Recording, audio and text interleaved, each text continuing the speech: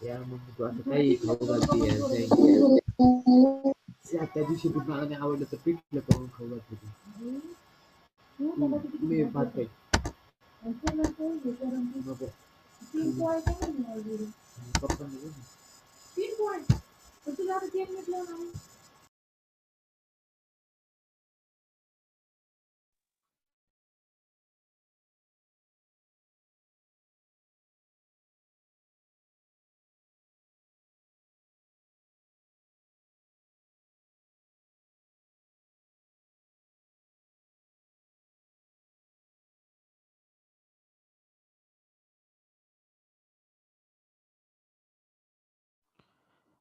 बच्चों, audio clear है?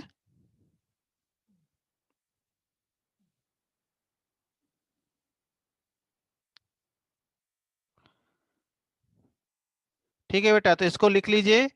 Break है, इसके बाद ब्रेक है, ब्रेक के बाद मिलते हैं। ठीक है, तो आप इस क्वेश्चन को लिख लीजिए, कॉपी कर लीजिए, इसके बाद ब्रेक ले लीजिए। ठीक है।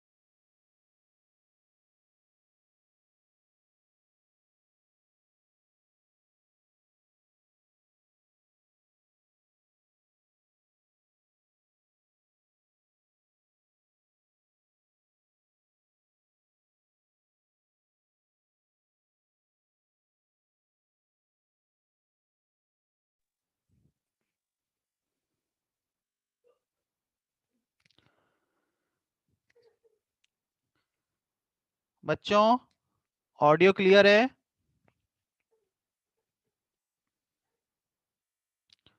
ऑडियो वीडियो क्लियर है?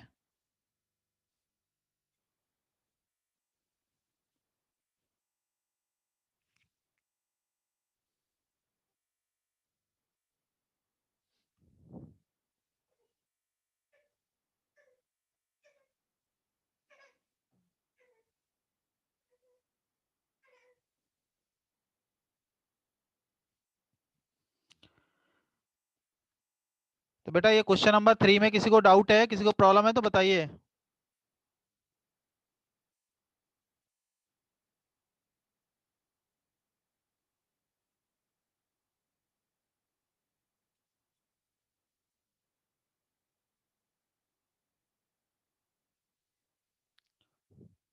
क्वेश्चन नंबर 3 समझ में आ गया सही बच्चों को?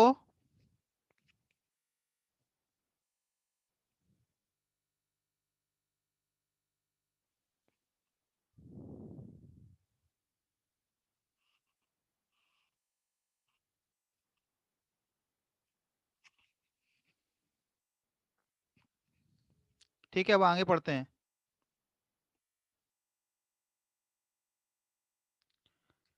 लिखिए बेटा आप सर्कुलर परमुटेशन। अच्छा एक और है, लिखिए बेटा देखो, क्वेश्चन लिखिए, find number of ways to select 3 person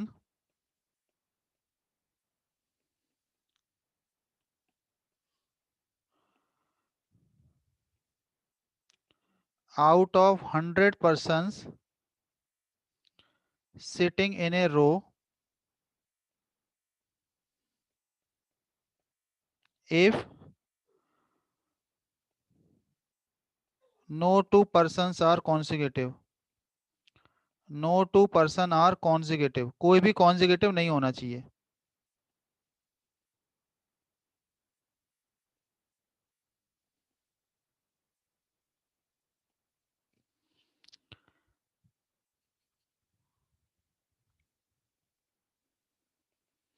find number of ways to select 3 persons out of 100 person sitting in a row if no two person are consecutive।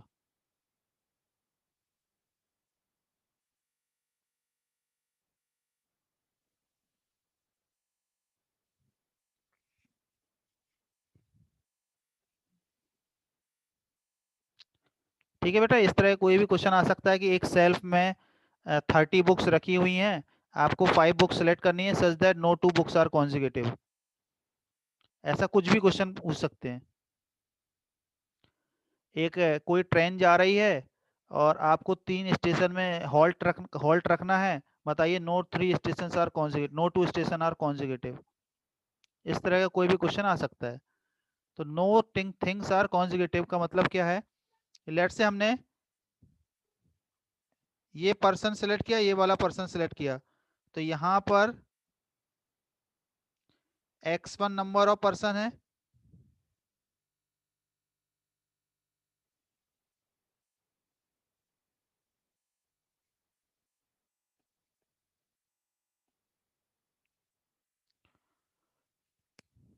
Ayushman बेटा आप सही है ऑडियो? बच्चों ऑडियो क्लियर है?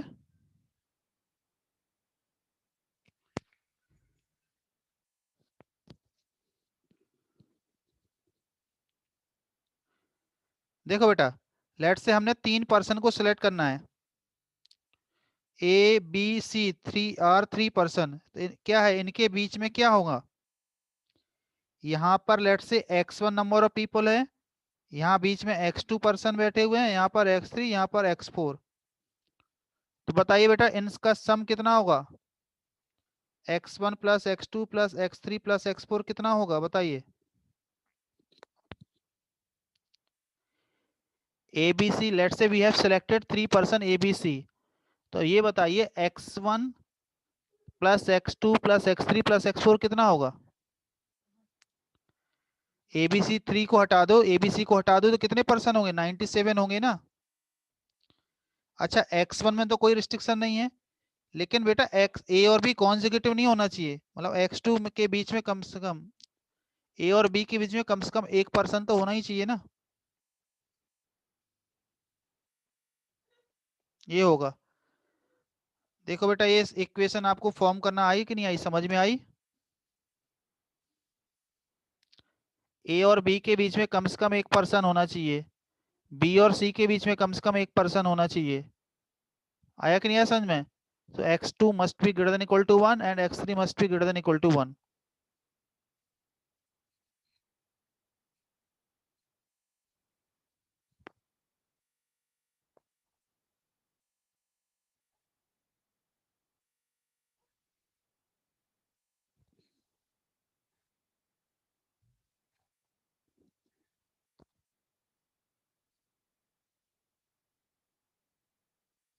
बताइए बेटा कितना सॉल्यूशन होगा? नंबर ऑफ वेज कितने हो जाएंगे बताइए? X2 को 1 दे दो, X3 को 1 दे दो, तो हमारे पास बचेगा 95। 95 में फॉर्मूला लगा दो। N है 95 और P है 4।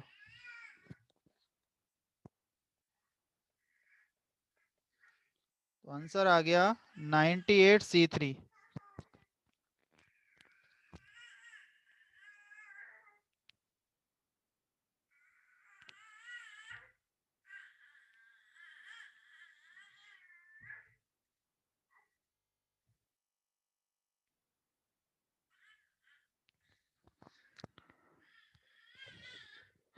बेटा देखो X2 को मिनिमम 1 देना है, X2 को 1 दे दो, X3 को 1 दे दो, तो हमारे पास कितना बचेगा? 95 बचेगा ना।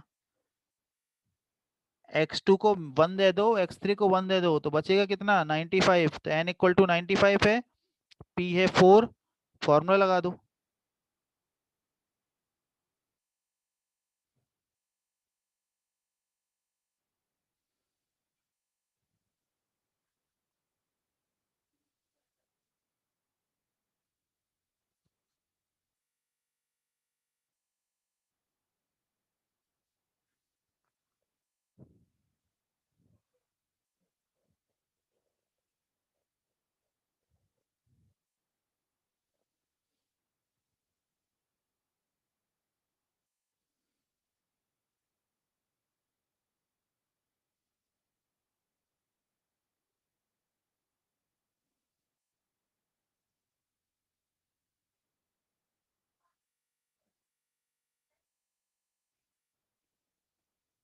समझ में आ गया बच्चों? क्वेश्चन कैसे सॉल्व किया समझ में आ गया?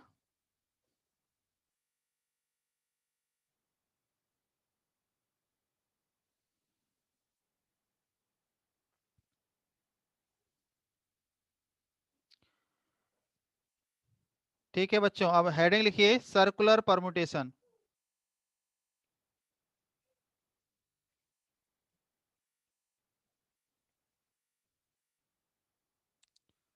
Circular permutation. अभी तक बेटा हम जो भी अरेंजमेंट हमने पढ़ा था वो सब एक रो में पढ़ा था, रो में अरेंजमेंट। अब हम पढ़ रहे सर्कल के चारों तरफ अरेंजमेंट। तो सबसे पहले ध्यान रखो लीनियर परमुटेशन और सर्कुलर परमुटेशन में फर्क क्या है, और सर्कुलर परमुटेशन कब कहते हैं हम? लीनियर परमुटेशन सर्कुलर परमुटेशन फर्क ये है कि लीनियर का मतलब ये इस तरह से 1 2 3 4 इस तरह से है, एक तो ये समझ में आ रहा है।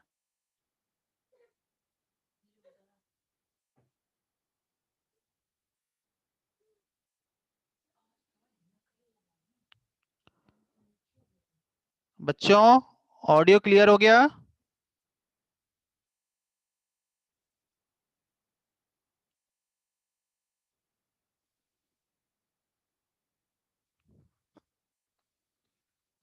तो हाँ बेटा आज नेटवर्क प्रॉब्लम आ रही है। हाँ बेटा देखिए, लीनियर परमुटेशन का मतलब अरेंजमेंट ऑफ नंबर थिंग्स और पर्सन इन ए रो, इस तरह से।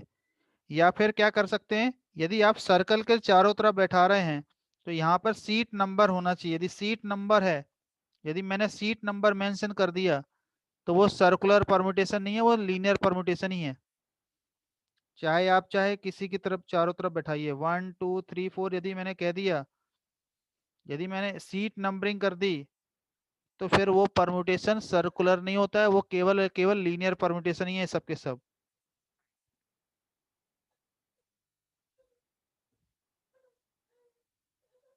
आगे समझ में?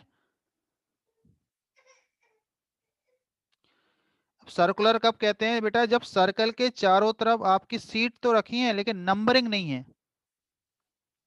या फिर रेक्टेंगुलर टेबल या स्क्वायर टेबल के चारों तरफ, ट्रायंगुलर टेबल के चारों तरफ सीट्स बस रखी हुई हैं, बस उसमें नंबरिंग नहीं है। यदि नंबरिंग नहीं है तो सर्कुलर परमुटेशन है। यदि नंबरिंग मैंने कर दी 1 2 3 4 तो फिर वो लीनियर परमुटेशन ही हो जाता है। आया समझ में? यहाँ पे ट्रायंगुलर टेबल के चारों तरफ मैंने कुर्सियां रख दी हैं, और यदि मैंने कुर्सी में यदि चेयर्स में मैंने 1 2 3 4 नंबरिंग कर दी तो वो लीनियर परमुटेशन ही है। यदि मैंने नंबरिंग नहीं की तो वो सर्कुलर परमुटेशन है। सर्कल का मेरा मतलब क्या होता है, स्टार्टिंग पॉइंट और एंड पॉइंट हमको नहीं मालूम है।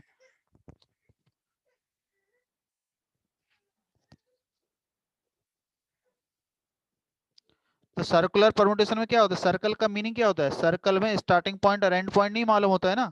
जैसे सर्कल बना है तो सर्कल का स्टार्टिंग पॉइंट एंड पॉइंट नहीं मालूम होता है, कैसे मैंने कहाँ से मैंने चालू किया है। तो वैसे ही सर्कुलर परमुटेशन में यदि स्टार्टिंग पॉइंट और एंड पॉइंट नहीं मालूम होता है तो उसे कहते हैं सर्कुलर परमुटेशन। मतलब सीट में यदि नंबरिंग नहीं है तो आप कहीं से भी बैठाना चालू कर सकते हो। यदि सीट में नंबरिंग नहीं है तो आप यहां से यहां से यहां से कहीं से भी चालू कर सकते हो बैठाना, तो उसे कहते हैं circular permutation.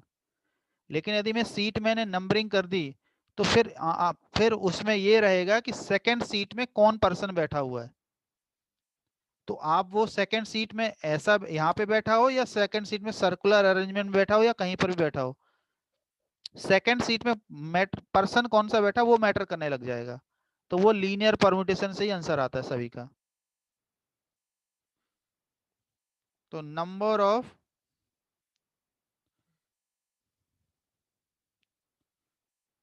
Linear permutation of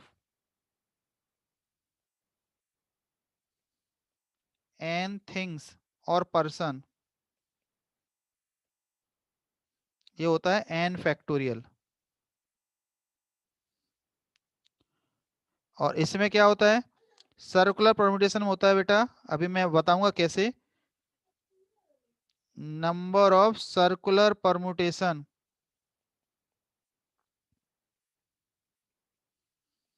of n things और पर्सन, ये होता है एन माइनस वन फैक्टोरियल।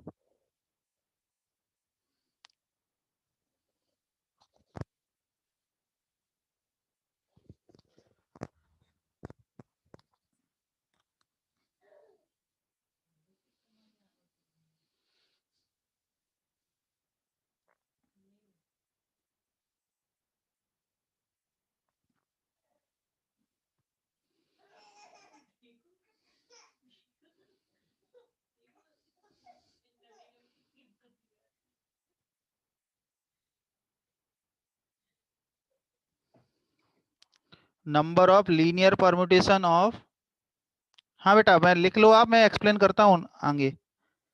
आप लोग पहले लिख लो फॉर्मूला, क्योंकि आपको ये याद करना पड़ेगा, दोनों में फर्क समझ में आना चाहिए।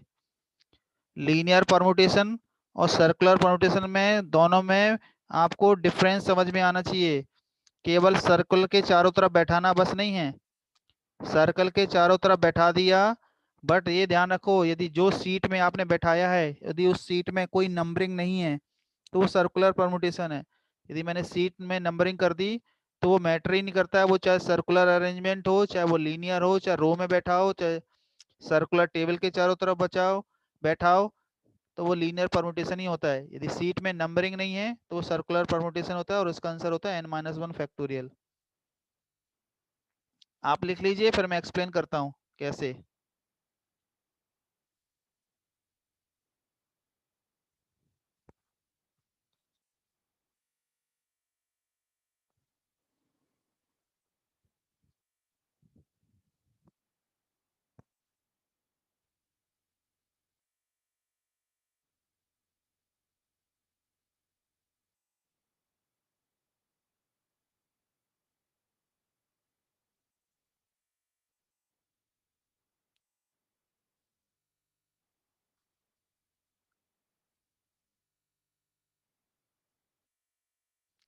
लिख लिया बच्चों?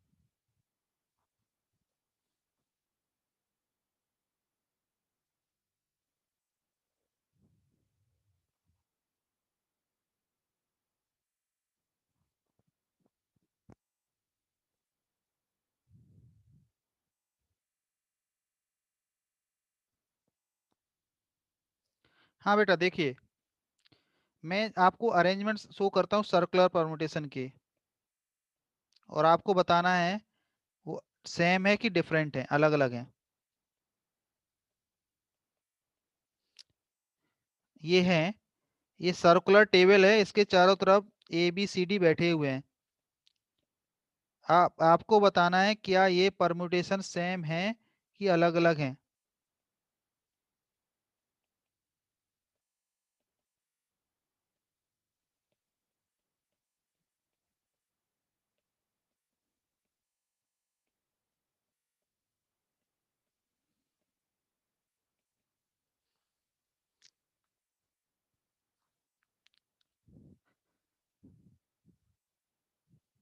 बेटा क्या ये परमुटेशन सेम है कि अलग अलग हैं, पहले तो आप मुझे ये बताइए।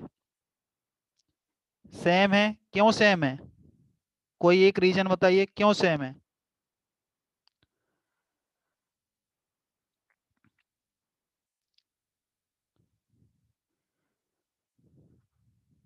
अरे यार, ए के बाद बी आता है, ये कोई रीजन है क्या? नहीं बेटा, ये कोई रीजन नहीं है जो आप लिख बोल रहे हो।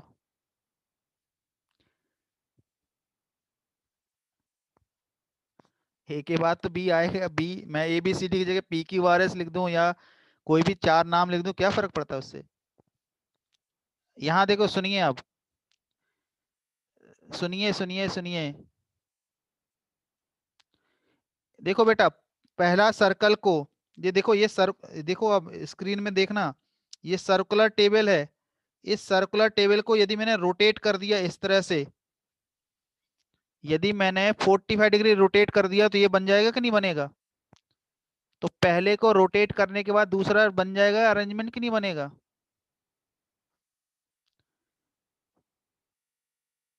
अरे बेटा, जो मैंने बोला वो सुना कि नहीं सुना आपने? फर्स्ट अरेंजमेंट जो दिख रहा है ना, इसको इसको मैंने रोटेट कर दिया, घुमा दिया, तो दूसरा अरेंजमेंट बन जाएगा कि नहीं बन जाए? और दूसरे को रोटेट कर दोगे तो तीसरा बन जाएगा कि नहीं बनेगा? एंटी क्लॉकवाइज में रोटेट कर दो, फर्स्ट को रोटेट करो सेकंड बन जाएगा, सेकंड को रोटेट करो तीसरा बन जाएगा, तीसरे को बने। तो यदि एक अरेंजमेंट को रोटेट करने से दूसरा अरेंजमेंट बन जाता है तो उसे डिफरेंट अरेंजमेंट काउंट नहीं करते हैं, उसको सेम अरेंजमेंट ही काउंट करते हैं। आया कि नहीं आया समझ में? परमुटेशन वो जिसका जिससे एक परमुटेशन से दूसरा नहीं बने तो उसे कहते हैं डिफरेंट अरेंजमेंट। यदि एक परम्यूटेशन से दूसरा परम्यूटेशन बन जा रहा है, एक एक अरेंजमेंट को रोटेट करने से दूसरा बन रहा है, तो वो सबके सब को हम सेम काउंट करते हैं। तो ऑल दीज आर, लिख लो, all these are same permutation. ठीक है, शॉर्टकट में सीपी लिखता हूं मैं सर्कुलर परम्यूटेशन को। All these are same.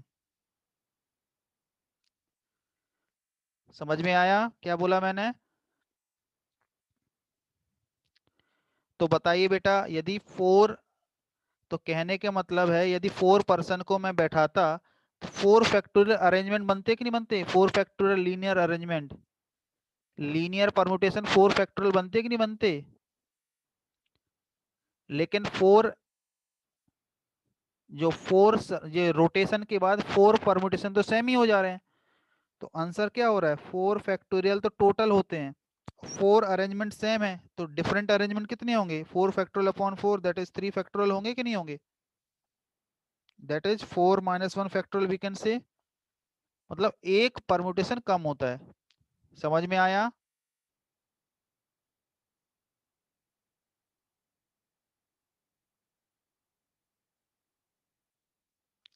देखो, total A B C D चारों 4 सीट्स 4 चेयर्स में 4 पर्सन को बैठाने के 4 फैक्टोरियल वेज होते लीनियर परमुटेशन।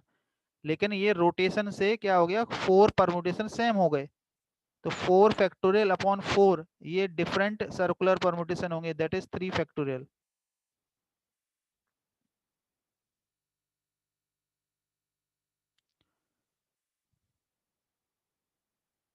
समझ में आ गया? तो इसको लिख लो जल्दी से, फिर मैं इसका एक दूसरा मेथड भी बताता हूँ। अरे यार, 3 फैक्टोरियल को क्या लिखोगे? 4 - 1 ही तो लिखोगे ना। 4 से डिवाइड करना है, 4 को, 4 परमुटेशन, ये 4 के करस्पॉन्डिंग एक सर्कुलर परमुटेशन है, तो 4 फैक्टोरियल के करस्पॉन्डिंग क्या होगा? अरे 4 इस तरह के जो 4 रोटेशन के बाद एक सर्कुलर परमुटेशन बन रहा है, तो 4 फैक्टोरियल के बाद कितना होगा? 4 फैक्टोरियल अपॉन 4 होगा कि नहीं होगा? That is 3 factorial CP.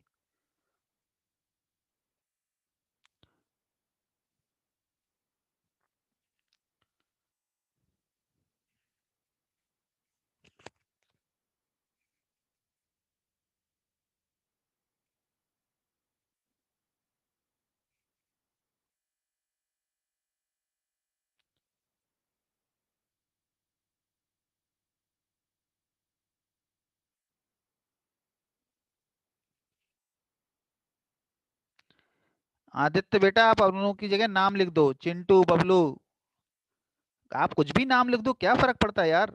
मैंने ABCD का मैंने वो मतलब अल्फाबेटिकल मैंने कुछ यूज किया है क्या उसका? It is just notation. कोई भी 4 पर्सन को 4 चेयर्स में सर्कुलर अरेंजमेंट में बैठाने का तरीका होता है 4 - 1 factorial, that is 3 factorial.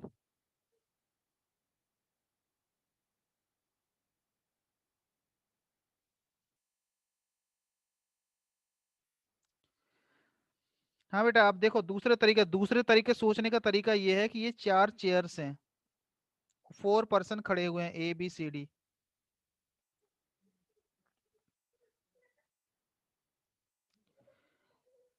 4 chairs हैं, 4 पर्सन खड़े हुए हैं। तो क्या करेंगे? सबसे पहले किसी पर्सन को कहीं पर भी बैठा देंगे, क्योंकि ऑल चेयर्स आर सेम, किसी को भी बैठा देंगे, ABCD में से किसी को भी बैठा देंगे। तो यदि हमने किसी पर्सन को बैठा दिया तो अब ये सर्कुलर परमुटेशन नहीं रहेगा, सर्कुलर परमुटेशन अभी तक था, ये देखो ये सर्कुलर है। क्यों?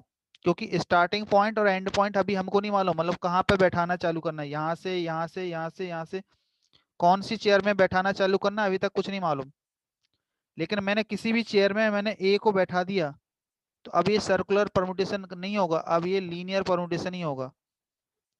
तो अब मेरे पास 3 चेयर्स हैं, BCD 3 पर्सन है, इनको बैठाने का तरीका हो गया 3 फैक्टोरियल।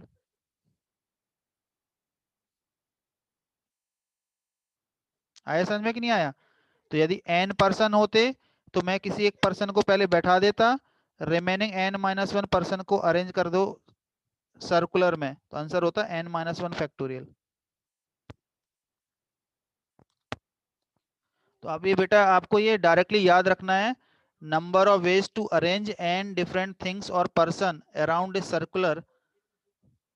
सर्कुलर टेबल या circular arrangement is equal to n-1 factorial होता है। ठीक है, ये आपको फॉर्मूला याद रखना है।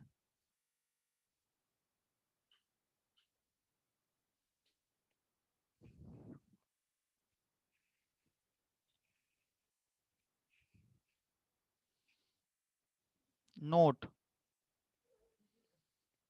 if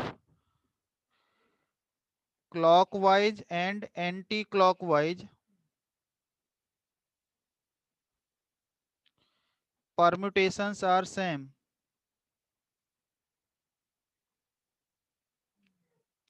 कब होते हैं? जैसे आपको गार्लैंड बनाना है, आपको नेकलेस बनाना है, या फिर लिखा हो नो टू अरेंजमेंट, ये वर्ड यूज हो, ये सेंटेंस लिखा हो no two arrangement have the same neighbour, इनमें से ये कुछ भी लिखा हो तो आंसर हो जाता है then number of circular permutation कितने हो जाते हैं? इसके भी आधे हो जाते हैं।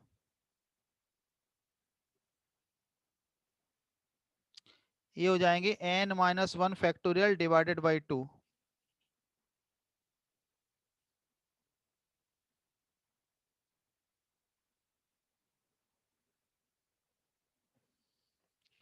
If clockwise and anti clockwise permutations are same, कब होते हैं clockwise anti clockwise permutation same? When we have to when we have to prepare या when we have to made manufacture garland necklace, या ये सेंटेंस लिखा हो no two arrangement have the same neighbour, then number of circular permutation होते हैं बेटा n-1 factorial divided by 2।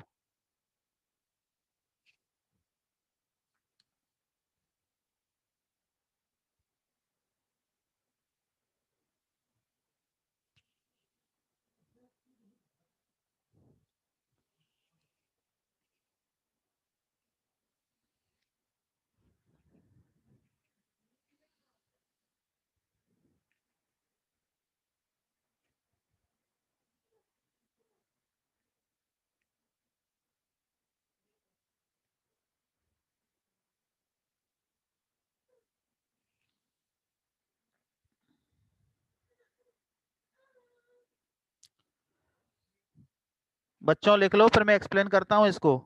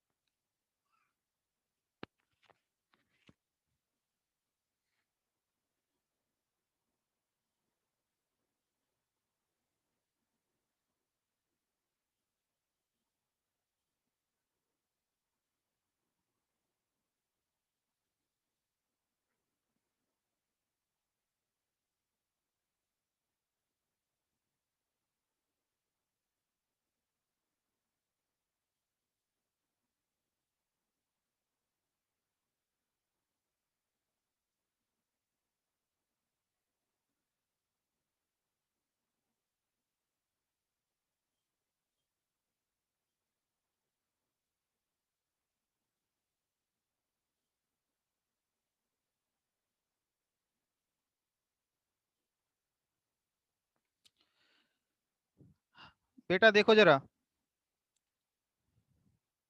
ये था अभी मैंने ये एक्सप्लेन किया था ABCD। क्या नेकलेस में आप इस फर्स्ट अरेंजमेंट से आप सेकंड अरेंजमेंट बना सकते हैं?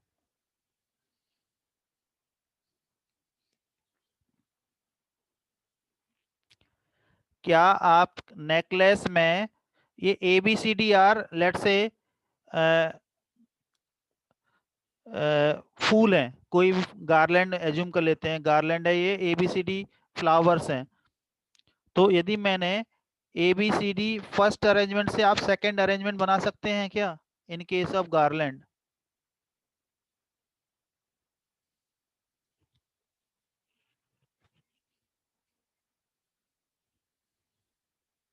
नहीं बना सकते?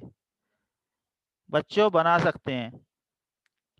आपके गले में ये पड़ा है, आप बताइए मुझे, पहले वाले को मैं फ्लिप कर दूंगा तो दूसरा वाला बन जाएगा कि नहीं बन जाएगा?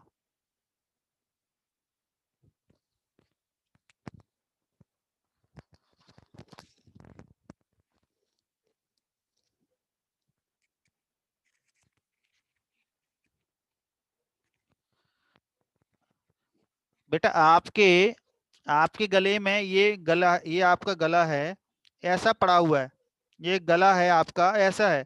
यदि मैंने ऐसे इस तरह से पहना या मैंने इसको फ्लिप करके पहना तो कोई फर्क है क्या दोनों में? तो फ्लिप करके तो पहन ही सकता हूँ ना, टेबल को फ्लिप नहीं कर सकता हूँ, लेकिन गार्लैंड को तो फ्लिप कर सकता हूँ ना, पलट सकता हूँ ना। टेबल, यदि ये सर्कुलर टेबल होती तो मैं फ्लिप नहीं कर पाता, क्योंकि टेबल जैसी है वैसी ही रखते हैं।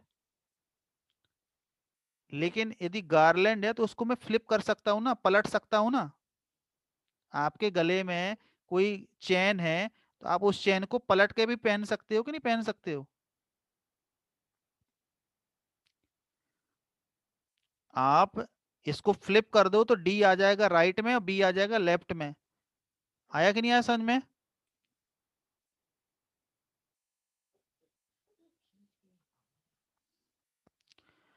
तो बेटा जब गार्लैंड नेकलेस होता है ना, तो इस केस में आप फ्लिप कर सकते हो, आप पलट सकते हो उस चीज को, पूरे स्ट्रक्चर को। तो यदि आपने जो फर्स्ट अरेंजमेंट को फ्लिप कर दिया तो सेकंड अरेंजमेंट बन जाएगा। तो मतलब क्लॉकवाइज में फ्लावर्स हो या फिर एंटी क्लॉकवाइज में हो, तो इनके दोनों केस में अरेंजमेंट सेम ही बन जाता है। इसलिए हम जो जितने भी अरेंजमेंट होते हैं इसके भी आधे हो जाते हैं डिफरेंट अरेंजमेंट। तो मैंने अभी एक्सप्लेन भी किया था ना आपको, यदि एक अरेंजमेंट से दूसरा अरेंजमेंट आप बना सकते हो तो फिर वो उसे डिफरेंट अरेंजमेंट काउंट नहीं करते हैं, उसको सेम अरेंजमेंट ही काउंट करते हैं। तो फर्स्ट अरेंजमेंट को मैंने फ्लिप करके सेकंड बना लिया तो ये दोनों सेम ही हो जाएंगे।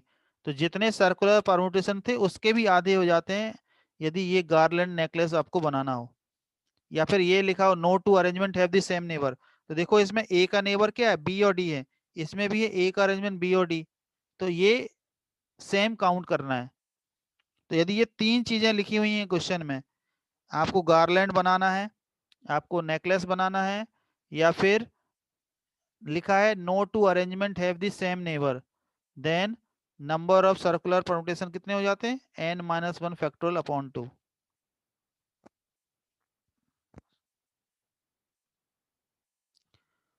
तो इसको लिख लो, फिर हम बेटा क्वेश्चन सॉल्व करते हैं।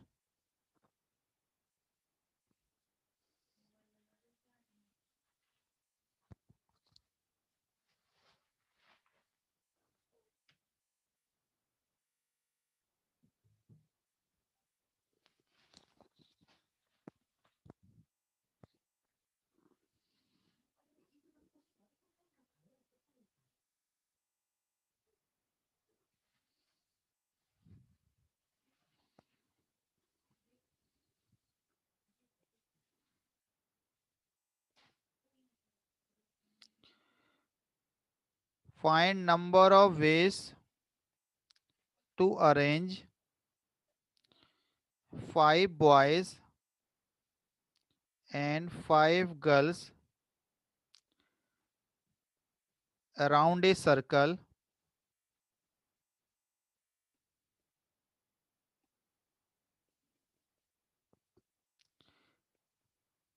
या अराउंड ए सर्कुलर टेबल, कुछ भी लिख लो। If first part no restriction, क्या होगा बेटा answer? Find number of ways to arrange 5 boys and 5 girls around a circular table if first part no restriction, कोई रिस्ट्रिक्शन नहीं है। क्या पढ़ा है हमने? 10 पर्सन को सर्कल के चारों तरफ अरेंज करने के वेज कितने होते हैं बेटा? n-1 फैक्टोरियल होगा ना, 10-1 फैक्टोरियल दैट इज 9 फैक्टोरियल।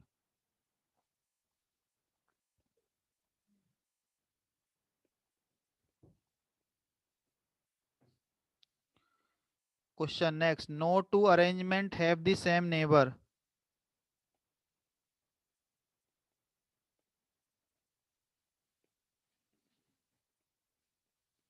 अब आंसर बताइए।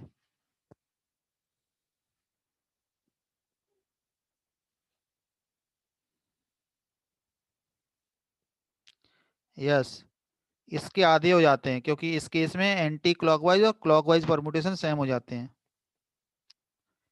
Third, all girls are together. All girls are together.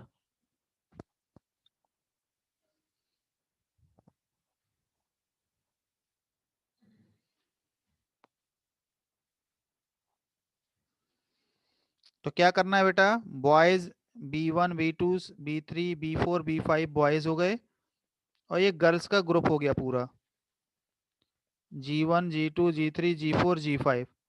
तो टोटल 6 को अरेंज करना है सर्कल के चारों तरफ, तो हो जाएगा 6-1 फैक्टोरियल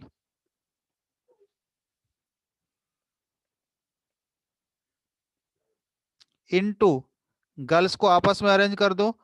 तो बेटा जब पहली बार आप सर्कल के चारों तरफ किसी को बैठाते हैं तो वो सर्कुलर परमुटेशन होता है, उसके बाद तो लीनियर परमुटेशन ही हो जाता है या आप कोई भी अरेंज करोगे। तो आंसर होगा 5 factorial into 5 factorial.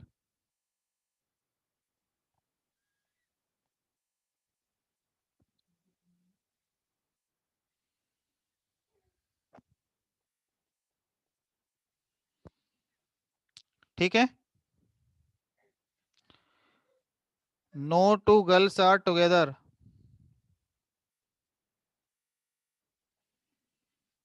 No two girls are together. अब बताइए।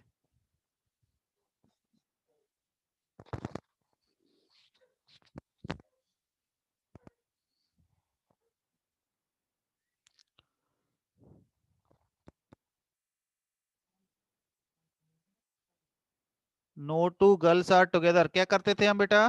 पहले बॉयज को अरेंज करते थे, तो 5 बॉयज हैं, बॉयज को पहले अरेंज कर दो। फिर बताइए बेटा बॉयज के बीच में कितने गैप होंगे?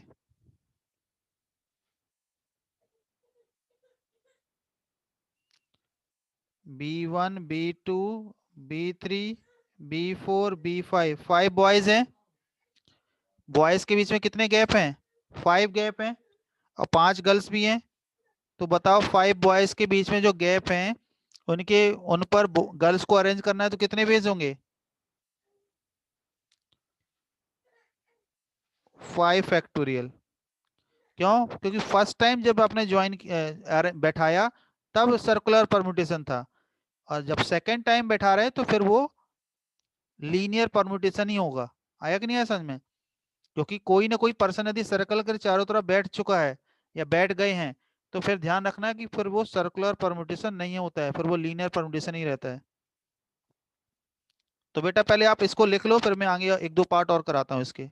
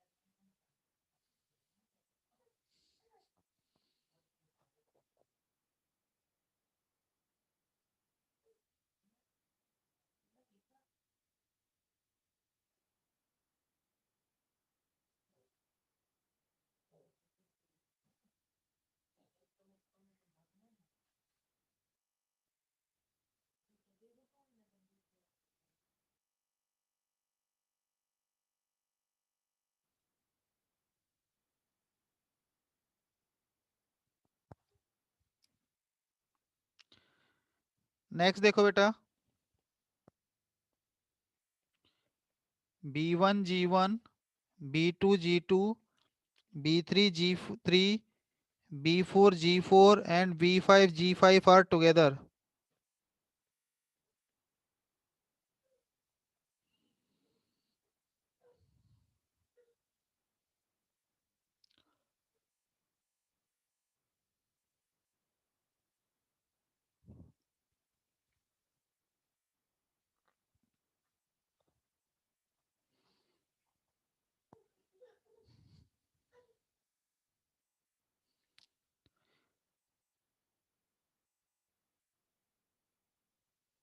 केवल ध्रुव ने सही आंसर निकाला है अभी तक। बेटा ये 5 ग्रुप बन जाएंगे ना, मैंने आपको क्या बताया था, ये 5 ग्रुप हो गए ये। तो 5 ग्रुप को आप सर्कल के चारों तरफ बैठाएंगे तो कितना आ जाएगा, 5 - 1 फैक्टोरियल होगा। और इनको आपस में तो अरेंज कर सकते हो ना, B1 G1 को, B1 G1 को आपस में अरेंज करोगे, B2 G2 को, B3 G3 को, इस तरह से। तो आ जाएगा 4 फैक्टोरियल इंटू 2 की पावर 5। तो 24 × 32 हमारा आंसर हो जाएगा।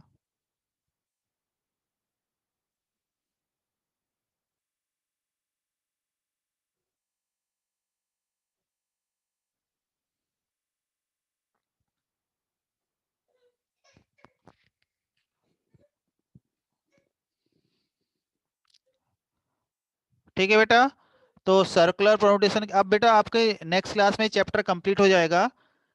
हम अब हमको बस जो पढ़ना है वो है सेट थ्योरी पर बेस्ड जो प्रॉब्लम्स होते हैं।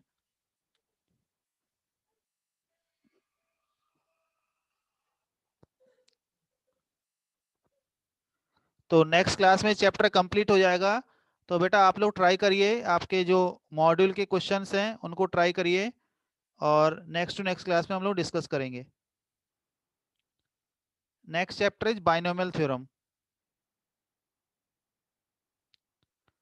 तो आप जिसको डाउट है वो रुक जाइए, बाकी लोग जा सकते हैं।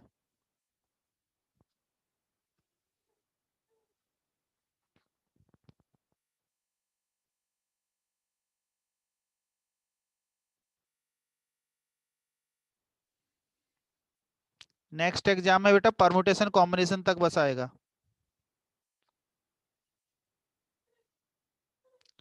Till sequence series set theory से लेकर पीएनसी तक सभी सभी चैप्टर, मेजर पोर्शन पीएनसी का रहेगा।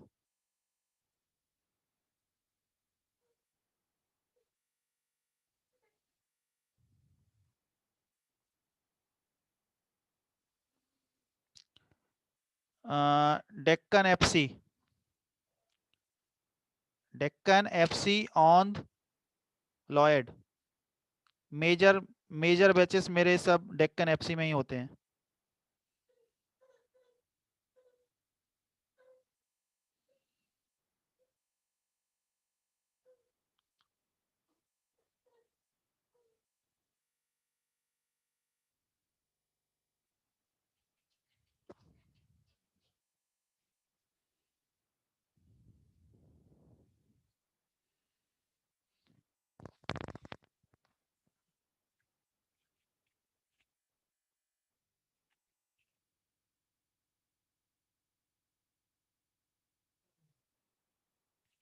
हाँ आयन, क्या डाउट है?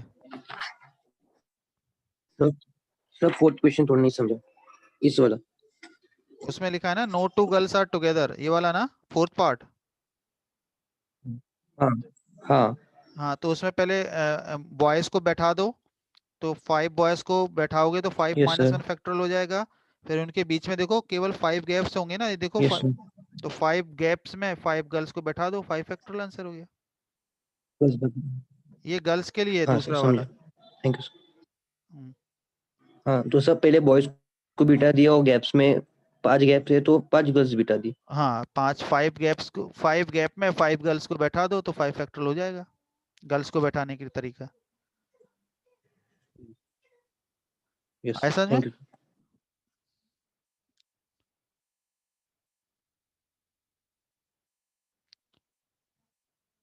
आदित्य बेटा आप भूल जाते हो क्या बहुत जल्दी? 5 मैंने क्या बोला था, 5 बॉयज को सर्कल के चारों तरफ बैठाना है, n थिंग्स को या n पर्सन को, तो n-1 फैक्टोरियल होता है। अब आप कह रहे हो 4 फैक्टोरियल कैसे आया? पढ़ते पढ़ते पढ़ते जाते हो, भूलते जाते हो, नेट आउटकम 0। कैसे काम चलेगा यार, तुरंत कैसे भूल सकते हो आप?